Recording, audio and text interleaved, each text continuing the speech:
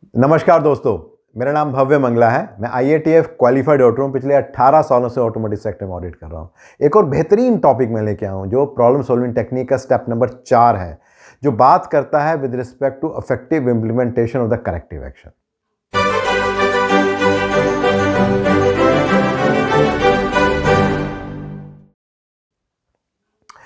देखिए, अगर हम डे टू डे बेसिस में देखें, कहीं भी कुछ भी हम काम करते हैं तो उसको हम अक्सर वेरीफाई करते हैं।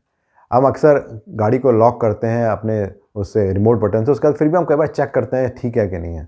कई बार हम घर में ताला लगाते हैं, ताला लगाने के बाद फिर भी एक बार हम चेक करके देखते हैं ताले को कि ताला ठीक से लगा नहीं लगा। वो क्या है? वो बेसिकली हमने जो एक्शन लिया उसको हम वेरीफाई कर रहे हैं कि वो ठीक से है या नहीं।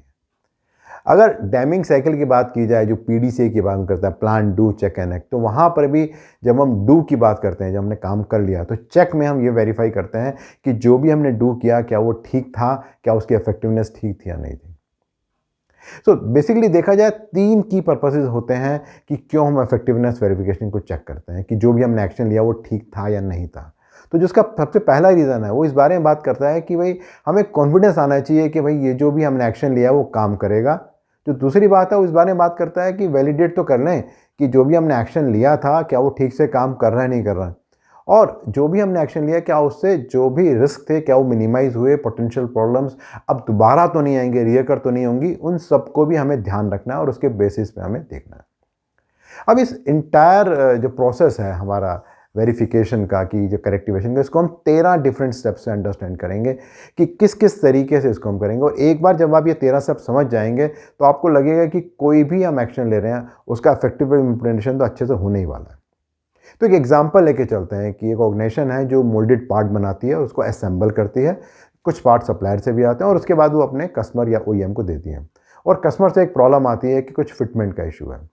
तो ऑर्गेनाइजेशन कई सारे एक्शन ले सकती है। वो एक्शंस क्या हो सकते हैं? मे बी वो इमीडिएटली जो फर्दर डिस्पैचेस उसको रोक सकती है, जो मटेरियल सेग्रीगेट करना है जो ऑर्गेनाइजेशन के एंड पे, सप्लायर के एंड पे, उनको सेग्रीगेट करेगी, जो मोल्डिंग फिक्सचर था उसको मॉडिफाई कर देगी, जो मोल्डिंग के प्रोसेस पैरामीटर उनको एक बार रिव्यू करके जो अपडेट करना है वो कर लेंगे।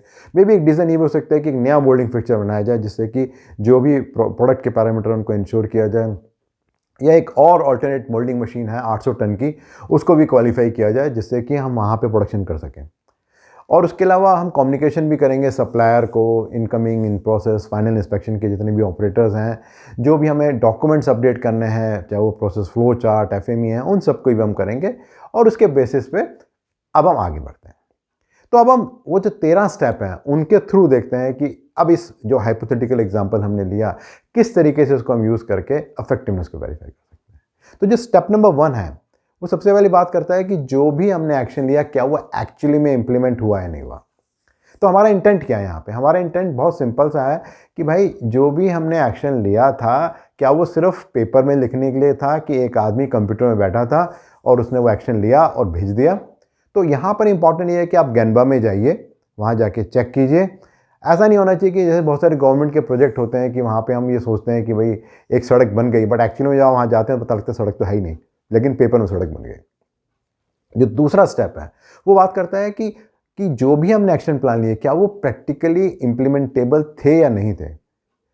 हमने एक्शन तो प्रपोज कर लिया कि हम ये करेंगे वो करेंगे, बट क्या वो हम कर पाएंगे या नहीं कर पाएंगे। से फॉर एग्जांपल हमने कहा कि भाई हम एक नई मोल्डिंग मशीन 800 टन की है उसको हम यूज़ करेंगे, बट मोल्डिंग मशीन तो कंपनी में थी ही नहीं, तो उसे इंप्लीमेंट कैसे करेंगे। या हमने बोला कि हम सेग्रीगेशन करेंगे सप्लायर एंड पे और कस्टमर एंड पे, बट हो सकता है सप्लायर और कस्टमर उस शहर में नहीं है, उस देश में नहीं है। तो अगर वो है ही नहीं तो जो भी हमने कागज़ में लिखा है क्या वो प्रैक्टिकली इम्प्लीमेंटेबल है या नहीं है। जो स्टेप नंबर 3 है वो बात करता है कम्युनिकेशन के बारे में, कि कैसे हम इंश्योर कर रहे हैं कि सभी लोगों को वो कम्युनिकेशन ठीक से जाना चाहिए, जो भी रेलेवेंट स्टेक होल्डर हैं। वो कस्टमर भी हो सकता है, ऑपरेटर भी कंपनी का हो सकता है, इंजीनियर्स हो सकता है, सप्लायर हो सकता है, क्या उन सबको सही तरह से कम्युनिकेशन आ रहा है या नहीं आ रहा है। जैसे कि मैंने पहले ही बताया कि ऐसा बहुत बार होता है कि सेम एक्शन प्लान को हम कॉपी पेस्ट पुराने वाले को करते हैं और भेज देते हैं, क्योंकि हमें लगता है कि ये प्रॉब्लम तो बार बार रिपीट होती रहती है। तो एक्चुअली में किसी को कोई भी कम्युनिकेशन नहीं जाता है, जो बहुत कॉमन देखा जाता है इंडस्ट्री में। तो उसको भी देखना ज़रूरी है कि जितने भी रेलेवेंट लोग हैं उनको कम्युनिकेशन पहुंचा या नहीं पहुंचा। जो स्टेप नंबर 4 है वो बात करता है रिसोर्सेज की, कि जब भी हम कोई एक्शन प्लान लेते हैं तो कहीं ना कहीं कोई ना कोई रिसोर्सेज की आवश्यकता पड़ती है जिनको हमें इंप्लीमेंट करना पड़ता है। वो भी हो सकता है, फिक्चर भी हो सकता है, जिग भी हो सकता है, कोई नई टूलिंग हो सकती है, ट्रेनिंग की कोई रिक्वायरमेंट हो सकती है, मेजरिंग इंस्ट्रूमेंट की रिक्वायरमेंट हो सकती है। तो ये देखना बहुत ज़रूरी है कि क्या वो प्रैक्टिकली हो रहा है नहीं हो रहा। से फॉर एग्जाम्पल हमने कह तो दिया कि हम एक नया मोल्डिंग फिक्चर बनाएंगे, बट हो सकता है वो मोल्डिंग फिक्चर का जो इंडेंट है अभी तक परचेज डिपार्टमेंट में फंसा हुआ है कि वहाँ पे अभी अप्रूवल ही नहीं मिल रहा है, वहाँ से अप्रूवल मिलेगा तो ही तो एक्चुअली में इम्प्लीमेंट होगा। जो स्टेप नंबर 5 है वो टाइमलाइन के बारे में है, कि हमने ये तो सोच लिया कि हमें काम करना है, बट क्या हमने कोई टाइमलाइन डिफाइन किया कि हमें 15 दिन में, 1 महीने में, 3 महीने में, कितने समय में सारे के सारे एक्शंस को इम्प्लीमेंट करना है। से फॉर एग्जांपल यही मोल्डिंग फिक्चर की बात की जाए, मोल्डिंग फिक्चर के बारे में लिख तो दिया कि हम नया लेंगे, लेकिन कब? 3 महीने में, 6 महीने में, 1 साल में? अगर हम वो टाइम फ्रेम हम डिसाइड नहीं कर पा रहे तो आगे कुछ भी नहीं होगा। तो ये एक बहुत इंपॉर्टेंट स्टेप है with respect to effective implementation की मॉनिटरिंग करने का। तो उसके बाद जो स्टेप नंबर 6 आता है वो बात करता है क्वांटिटी के बारे में। अब देखिए कंपनी तो चल रही थी, रेगुलर प्रोडक्शन भी हो रहा था, सप्लायर एंड पे भी, ऑर्गेनाइजेशन के एंड पे भी, तो बहुत सारा मटेरियल ऐसा रहा होगा जो कि सप्लायर एंड पे पड़ा होगा, ऑर्गेनाइजेशन के एंड पे होगा, कस्टमर एंड पे होगा, ट्रांजिट पे होगा। उस मटेरियल का क्या करना है? क्या उस मटेरियल को स्क्रैप करना है? क्या उस मटेरियल को हमें रिवर्क करना है? क्या उस मटेरियल को हमें एज इट इज़ यूज़ करना है? कुछ तो हमें डिसाइड करना ही पड़ेगा। तो ड्यूरिंग इफेक्टिव इम्प्लीमेंटेशन हमें ये देखना है कि क्या हमने उस मटेरियल को आइडेंटिफाई किया था, और आइडेंटिफाई करने के बाद हमने क्या एक्शन लिया था। अगर हमने स्क्रैप करना था तो क्या कोई स्क्रैप नोट एक्चुअली में बना था और एक्चुअली में मटेरियल स्क्रैप हुआ था, या वो वैसे ही कहीं यूज़ हो गया था। तो ये सारी बातों को रिव्यू करना और चेक करना ज़रूरी है कि किस तरीके से हमने उस सारे मटेरियल को अपडेट यूज़ किया था। जो अगला स्टेप है, स्टेप नंबर 7, वो बात है डॉक्यूमेंटेशन की अपडेशन की, कि जब हम कोई भी एक्शन प्लान लेते हैं तो बहुत सारे डॉक्यूमेंट्स हैं जिनको हमें रिव्यू करना है, उनका रिस्क एनालिसिस करना है, जिसके अंदर हमारा process flow chart, process FMEA, control plan, SOP, supplier का PPAP और ये सब डॉक्यूमेंट भी आते हैं। तो क्या एक्चुअली में इन सब डॉक्यूमेंट्स को हमने रिव्यू किया है? क्योंकि बहुत कॉमन अगर इंडस्ट्री के पर्सपेक्टिव से देखा जाए तो ये होता है कि जो SOP होता है, जो ऑपरेटर यूज़ करता है, उसको तो हम अपडेट कर देते हैं, लेकिन जो बाकी सारे डॉक्यूमेंट होते हैं, जो हमने प्रोसेस के फ्लो में कोई चेंज किया या कंट्रोल प्लान या FMEA में चेंज किया, वो कभी होता ही नहीं है। और इस कारण से हमेशा ही बहुत गैप चलता है, अलग अलग डॉक्यूमेंट्स अलग अलग बातें कह रहे होते हैं, तो उसको भी चेक करना बहुत ज़रूरी है। जो स्टेप नंबर 8 है वो बात करता है वैलिडेशन की, कि हमने एक एक्शन प्रपोज किया, हमने कस्टमर को बता भी दिया, बट क्या हमने वैलिडेट किया कि ये जो हमारे एक्शंस हैं ये एक्चुअली में काम कर रहे हैं या काम नहीं कर रहे हैं, या सिर्फ बताने के लिए थे।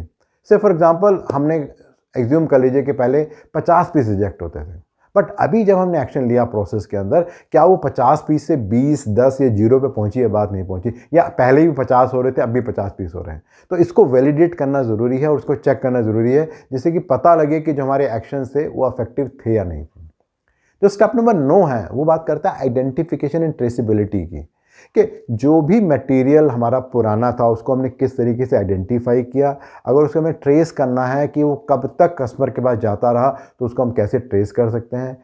एक सर्टेन टाइम फ्रेम के बाद जब नया मटेरियल जाना शुरू हुआ तो उसमें कोई कलर कोड था, उसमें कोई शिपिंग डॉक्यूमेंट में हमने आइडेंटिफाई किया था, किस तरीके से कस्टमर को हमने कम्युनिकेट किया कि भाई इस पर्टिकुलर डेट से इस पर्टिकुलर शिपिंग डॉक्यूमेंट से नया मटेरियल आएगा, और इस मार्किंग से आपको पता लग जाएगा कि ये जो मटेरियल है अब ये नए स्पेसिफिकेशन के साथ है, नए फिक्चर से हमने चेक किया है। तो ये सब को चेक करना और वेरीफाई करना भी बहुत इंपॉर्टेंट है। जो स्टेप नंबर 4 है वो बात है कस्टमर के फीडबैक की, कि हमने एक्शंस तो बहुत सारे ले लिए, लेकिन कस्टमर के बात करना, कस्टमर से मिलना, कस्टमर से फ़ोन पे बात करके वेरीफाई करना कि भाई जो भी हमने नए एक्शन लिए वो इफेक्टिव थे या नहीं थे। ऐसा तो नहीं हो रहा था कि मटेरियल मिक्स होके जा रहा है, पुराना मटेरियल भी, नया मटेरियल भी। ऐसा तो नहीं हुआ कि हमने जो एक्शन लिया, जो नया फिक्चर बनाया, उससे वो प्रॉब्लम सॉल्व होगी बट एक नई तरह की प्रॉब्लम खड़ी हो गई। तो इन सब बातों का कस्टमर का फीडबैक लेना बहुत ज़रूरी है कि कस्टमर किस तरह से सोचता है हमारे एक्शंस के बारे में। तो स्टेप नंबर 11 है वो इस बात के बारे में है कि हमें एक बार तो एक्शन लेके हम सेटिस्फाइड हो गए कि हमने एक्शन लिया, पर उसकी इफेक्टिवनेस क्या है, मे बी से 3 महीने या 6 महीने। तो अक्सर आपने देखा होगा बहुत सारे कस्टमर के फॉर्मेट्स में जगह बनी होती है कि आने वाले 3 महीने तक एक सर्टेन क्वांटिटी को हम चेक करना है, वेरीफाई करना है कि एक्चुअली में जो भी हमने एक्शन लिए वो ठीक से चल रहे हैं नहीं चल रहे हैं। तो ये बहुत इंपॉर्टेंट है स्टेप पे चेक करना कि कंसिस्टेंटली जो रिजल्ट आ रहे हैं वो ठीक आने चाहिए और उसका प्रॉपर वेरिफिकेशन होना चाहिए। अगर वो वेरीफाई नहीं हो रहा है तो इसका मतलब ये है कि या तो हमने कस्टमर की प्रॉब्लम को इंपॉर्टेंट नहीं समझा है, या हमें लगता ही नहीं है कि वो इंपॉर्टेंट है उसको चेक करना। जो स्टेप नंबर 12 है वो बात करता है इंटरनल ऑडिट प्रोसेस की। किसी भी ऑर्गेनाइजेशन के अंदर अलग अलग तरह की ऑडिट होती हैं। वो सिस्टम ऑडिट हो सकती है, मैन्युफैक्चरिंग प्रोसेस ऑडिट हो सकती है, प्रोडक्ट ऑडिट है, लेआउट ऑडिट है, सप्लायर की ऑडिट होती है। तो इन सब ऑडिट्स को हमें करना है और इसके थ्रू भी हमें चेक करना है कि क्या वो करेक्टिव एक्शन इफेक्टिवली इंप्लीमेंटेड है कि नहीं है। कई इंटरेस्टिंग बातें यहाँ समझ में आती हैं कि जो इंटरनल ऑडिट की टीम है उसको अक्सर पता ही नहीं होता कस्टमर कंप्लेंट्स के बारे में, क्या हमने एक्शन प्रपोज किए वो भी उन्हें नहीं पता होता।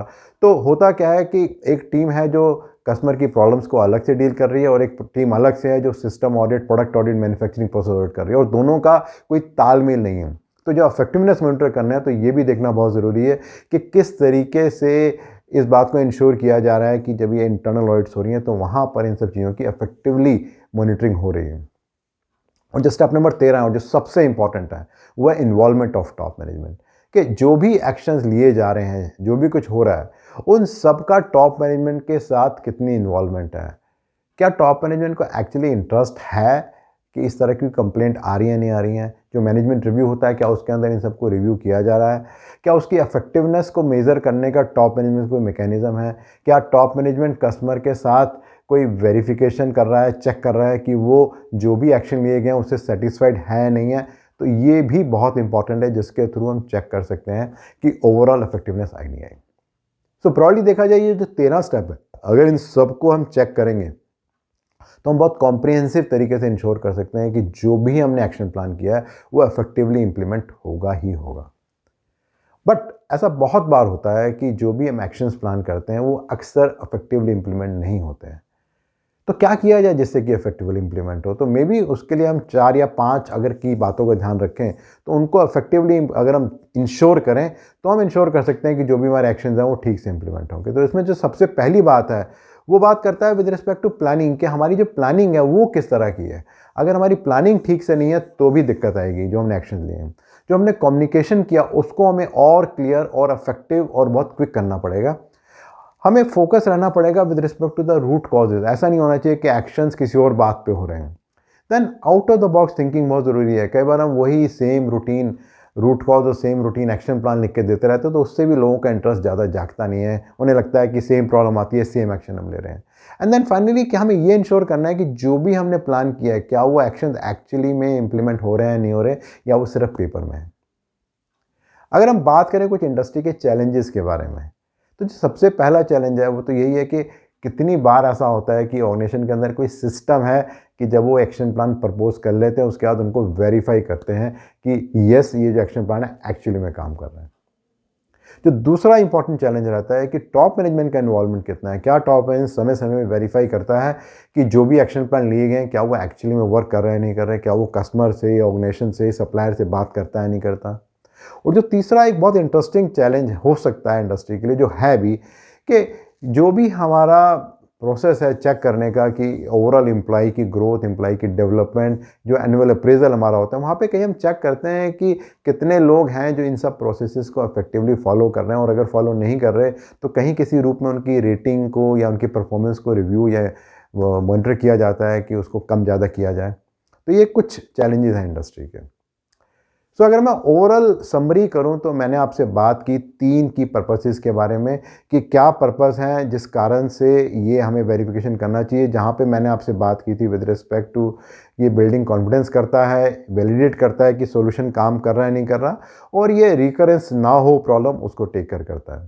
देन उसके बाद हमने एक एग्जाम्पल लिया था मोल्डिंग का, कि अगर एक प्रॉब्लम आएगी तो किस तरीके से हम 13 जो हमारी वेरिफिकेशन स्टेप हैं उसके हम वेरीफाई कर सकते हैं। और जो 13 स्टेप थे वो थे कि क्या एक्चुअली में एक्शन इंप्लीमेंट हुआ, क्या वो प्रैक्टिकल था इंप्लीमेंट करना, किस तरीके से हमने कम्युनिकेट किया लोगों को, कैसे हमने इंश्योर किया जो रिसोर्सेज थे वो ठीक थे, क्या कोई टाइमलाइन हमने डिफाइन की थी, कितनी क्वांटिटी थी जो प्रोसेस में थी, कौन कौन से डॉक्यूमेंट्स हमें वेरीफाई करने चाहिए थे, वैलिडेशन का सिस्टम इफेक्टिव था या नहीं था, किस तरीके से हमने आइडेंटिफिकेशन और ट्रेसिबिलिटी को इंश्योर किया नए मटेरियल पुराने मटेरियल में, कस्टमर का फीडबैक हमने किस तरह से लिया जिससे कि पता लगे कि वो सेटिस्फाइड है, किस तरीके से हमने इंश्योर किया कि जो इफेक्टिवनेस होनी चाहिए थी इस एक्शन प्लान की over a period of time वो थी या नहीं थी, हमारा इंटरनल ऑडिट प्रोसेस कितना इफेक्टिव था इस बात को चेक करने के लिए कि जो भी हमने करेक्टिव एक्शन लिया वो ठीक से था नहीं था, एंड देन फाइनली किस तरह की टॉप मैनेजमेंट की इन्वॉल्वमेंट थी जिसके थ्रू हम चेक कर सकते हैं कि यस टॉप मैनेजमेंट भी सीरियस है विद रिस्पेक्ट टू दिस।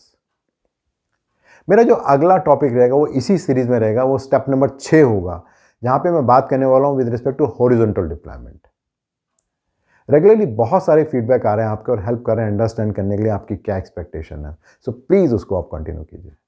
और अगर इस पर्टिकुलर वीडियो को आप और डिटेल में जानना और समझना चाहते हैं तो नीचे एक आपको लिंक मिलेगा, उसे आप क्लिक करेंगे तो एक ब्लॉग आपको दिखेगा, वहाँ और डिटेल में आपको जानकारी मिलेगी इस पर्टिकुलर वीडियो के बारे में। और अगर आपको लगता है कि इस तरह के वीडियोज़ और ब्लॉग यूज़फुल है और हेल्प कर रहे हैं तो अपने फ्रेंड्स और कुलीग से शेयर भी कर सकते हैं और मेरी वेबसाइट और मेरा यूट्यूब चैनल bhavyamangala.com को सब्सक्राइब भी कर सकते हैं। धन्यवाद।